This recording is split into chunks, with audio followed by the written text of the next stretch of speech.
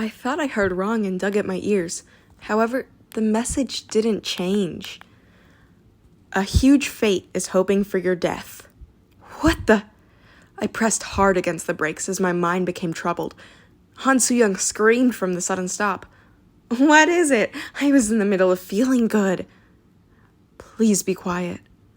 I once again listened. This time a voice appeared as well as the message. A huge fate is hoping for your death. This was the third time. I gulped. Damn it. Was there an incident where a fate message appeared 3 times in the original novel? I thought about it. It was the 71st regression, Yu Jun-kyuk. At that time, Yu Jun-kyuk had been named due to Yama, King of Hell. Shit, what was gonna happen? Han Soo-young scowled and asked again, Why? What's going on? Someone has read my fate. Fate? Fate. It was as scary as the probability in Ways of Survival. Strictly speaking, this was a force using probability in the broader sense. However, there was a reason it was called something different. It was because fate was the power of the constellations who exercised their accumulated probability. Wait a minute. It seems to be a story that I vaguely know. Perhaps there was a quick mention in the beginning of the novel. Fate. Is it similar to Future Sight? It is similar but different. In fact, it was very different. Reading fate wasn't as simple as reading information of the future. Rather, it was even more dangerous. If Future Sight is a glimpse of a predictable future, fate was a power that forced a predictable future. I didn't know if Han Soo-young understood, so I added an explanation. For example, let's say I step on the accelerator for 5 seconds. Then, when I look using Future Sight, won't I be driving? Well, I guess. However, if I know information about the future, I might not step on the accelerator. That's possible. Fate is different. If someone reads the fate that Kim Dokja will step on the accelerator for 5 seconds, this fate is forced unless it is withdrawn or realized. To put it simply, you must step on the accelerator. I nodded and Han Soo-young spoke like it was strange. By the way, isn't it a bit weird? What?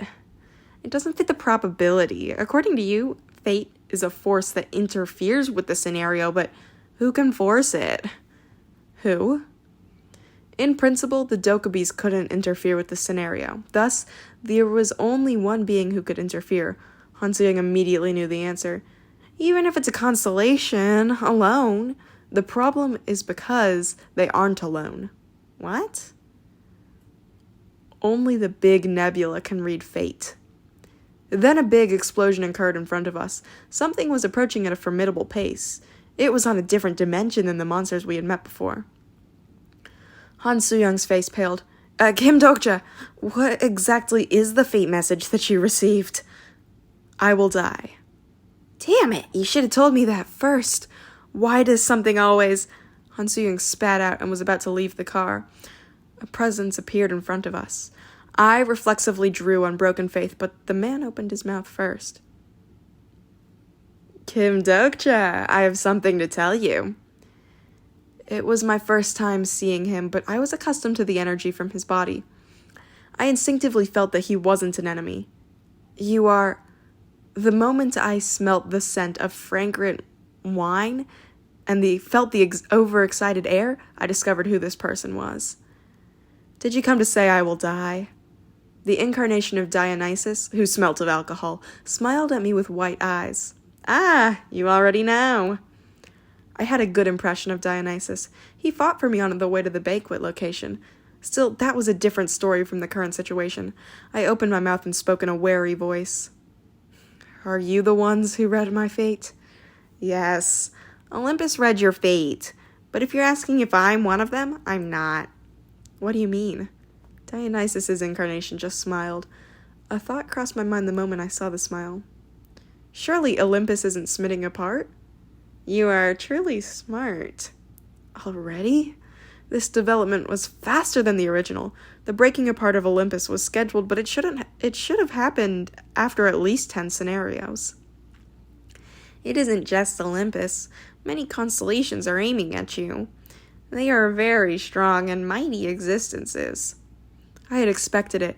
Otherwise, my fate wouldn't be so overbearing. Why are they aiming for me? Those strong people are afraid of your influence. I'm just a fledgling constellation. That's how it should be. However, the scenario started on Earth is very special. Some constellations believe this is the scenario we've been long waiting for. Don't make that expression. I'm not saying this so you can understand. I wanted to say that my face always looks like this, but Dionysus continued. In any case, just know that this scenario is very important to us. Then you showed up in the scenario. I don't know what it is, but I'm disturbing things? Yes, you are bound to be an obstacle. You will be less influenced by probability than other constellations. You have overwhelming growth and strength compared to other incarnations. That's why some nebula believe you should either be absorbed or removed. I briefly looked at Dionysus. Why are you telling me this information? This was the thing I was most curious about.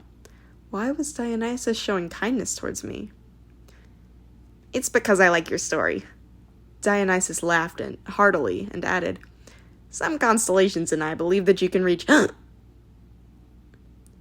Jung Hee-won and the group spent the day investigating to the Dungeon of Paradise. There was no way to invade with a large number of people at once, so the party decided to scatter and find a method. The method Jung Hee-won chose was straightforward. I will mix in. In the afternoon, new criminals appeared. Uriel gave her the recluse's cloak, and she chased after the guards while the dungeon was open. The guards and arrested criminals went through the underground door without feeling her presence.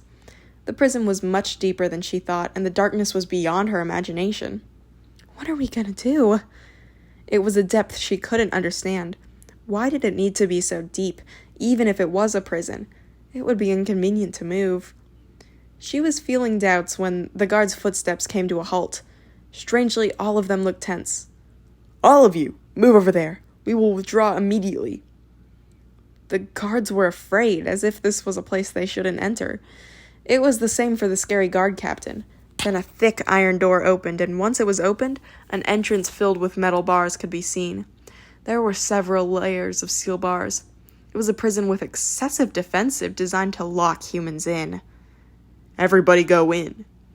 The guards drove the prisoners inside and quickly rushed away. Heck! Help me! Jung Hee-won mixed in with the prisoners and recoiled at the sight. Why were these people thrown here? What was going on? Where is this place? The prisoners looked around. There was a faint light, but it was extremely dark. Jung Hee-won would have also been lost in the darkness if it wasn't for her night vision skill. This is a prison? She looked around and didn't feel it was a prison at all. The surrounding landscape was closer to a natural cave, and there was no method to distinguish between prisoners. No, there were no other prisoners trapped in the first place. How does food distribution happen? What the hell is this? It was a dungeon system that couldn't be understood at all. The prisoners she came in with were also disconcerted. What are we supposed to do here? Excuse me? Is anyone there? The scared prisoners shouted, but there was no reply. Instead, faint sounds were heard in the darkness. Jung Hee-won slowly pulled out the Sword of Judgment. The moment she stepped in here, the crying of her sword became more violent. An eerie sensation reached her back, and Jung Hee-won shouted, Everyone, run away! However, it was already too late. Monsters rushed from the darkness and pounced on the people. Whack! Save me! Clack! Leopard-like creatures were randomly biting people's arms and legs. People's limbs were torn apart like they were toys and blood splattered. She originally only planned to rescue the woman from Gyumho Station, but things changed. The almost level 10 demon-slaying skill was activated and a red aura wrapped around her body. Her kendo drew a perfect line in the air. The leopard's body was split apart in a neat line. The agitated leopards kept following her, but she cleaned up the monsters. Jung Hee-won's power reached its peak in a place where demons were swarming. I don't know who you are, but thank you. The people in the darkness found her presence and thanked her. However, Jung Hee-won couldn't afford to accept the thanks. She hadn't seen the faces of the leopards. What the hell is this? The leopards had the faces of humans. Jung Hee-won reflexively ran through the darkness. All her senses had become cold with fear. She ran and soon arrived at a cavern that was huge beyond her capacity to measure. To be precise, it wasn't a cavern. There were countless monsters in it. This was like the boundary of the demon world. There were 5th grade, 4th grade, and even 3rd grade species. There were also monsters she didn't know the rating of. This is paradise? She couldn't find the woman from Gyumho Station. Of course, Jung Hee-won wouldn't be able to find the woman. She'd already been eaten, or... Kwah! She would have become one of these monsters. The monsters felt her life force and were excited. Most of them were mixed breeds between demons and other monster species.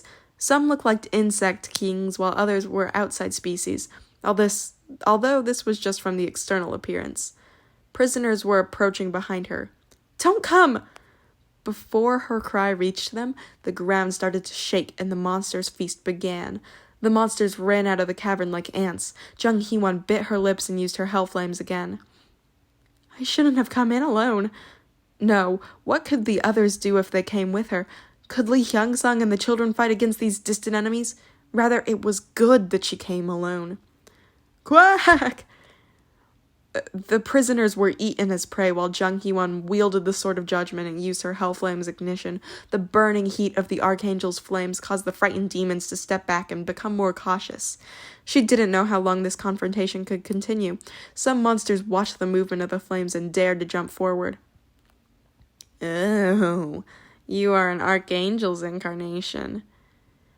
At this voice, the monsters who weren't afraid of the flames withdrew from weak groans. She turned around to see Reinheit. He asked, Are you ready to be the chief of guards? Can you say that after seeing me? Jung Hee-won told him, You are a liar. Paradise? Get away from the horror of the scenario. Can you say that to me after making this place? She pointed the Sword of Judgment at Reinheit. Kim Dokja was right. There was no such thing as paradise in this world. They were bound to continue the scenario. Reinheit said, If you want to kill me, you can. I don't need your permission. She would naturally do so. She would borrow the power of her sponsor and end this terrible nightmare. Judgment time is activated. The constellations of the absolute good system are struggling with your request.